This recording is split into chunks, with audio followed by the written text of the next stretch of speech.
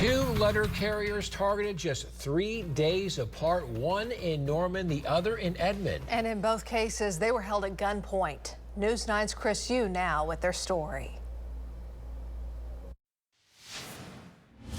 Up to a $50,000 reward. The United States Postal Inspection Service says be on the lookout for whoever is targeting letter carriers in the metro area. We do have some leads in both incidents. The first happened Monday afternoon in Norman.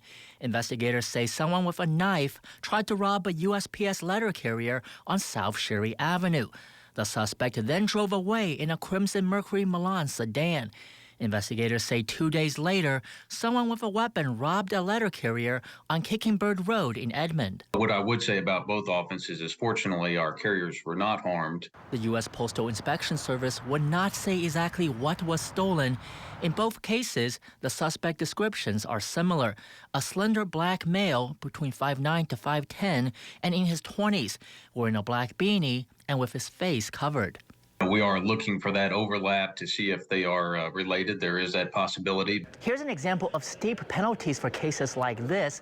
Late last month, a federal jury found a 23-year-old Tampa man guilty of armed robbery of a postal worker.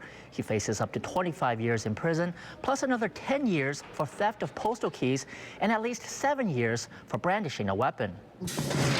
Not to mention other penalties.